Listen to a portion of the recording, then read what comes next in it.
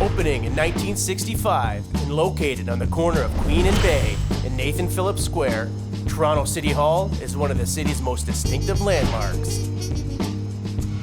Its 2 towers and oval center were witness to many historical Toronto moments, from festivals to political rallies. And after 46 years, it was time for an upgrade in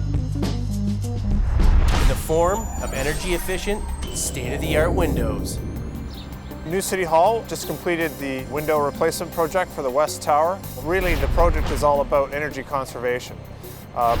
What we have done is taken the existing single pane window and replaced it with a double glazed unit, which provides much better energy efficiency in terms of maintaining heat within the building.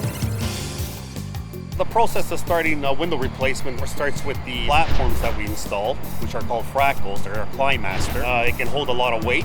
We have a weight total of probably about 45,000 pounds on one fractal.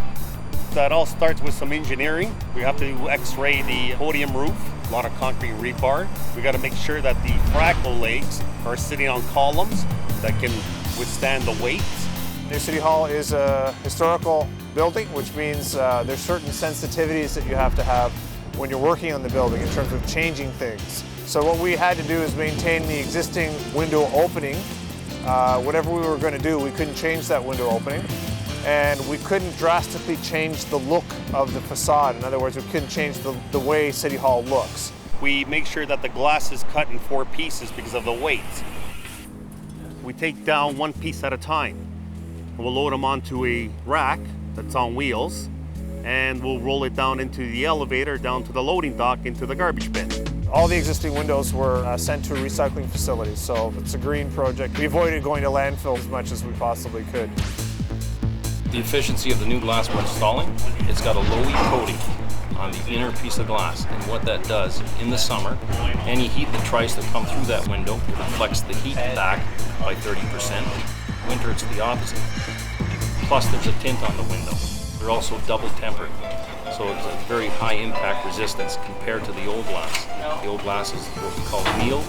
It breaks easy, it gets brittle in time. It'll last them a long time.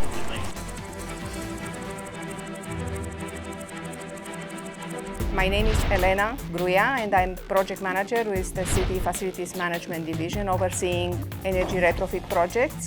Everything is a smooth cooperation and very transparent to the city in terms of cost. As you can see here, the engineers are preparing to test the windows for water and air leakages. Good. We're testing at 300 pascals, and we'll see what measurement we get for air leakage. The system is just starting to evacuate air out of the airspace between the window and the vinyl. It's going to be seeking its preset pressure of 300 pascals. The target liter per second that we're looking for is 1.3, and we're approximately 50% lower than that stands right now. So we have a great unit here in terms of its performance for air leakage. So we're preparing now for the water penetration test.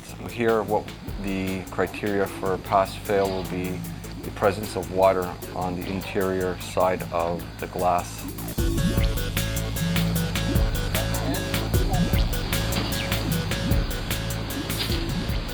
Okay, so we completed the water test. We ran the 4 cycles of 5 minutes of depressurization. We had no water come in around the window or the window framing. It is an overwhelming pass. Staff here is very pleased with the contractors that are doing a very good job without interfering with their workspace. Buttcon, it does prove to be the best contractor to do the job for us.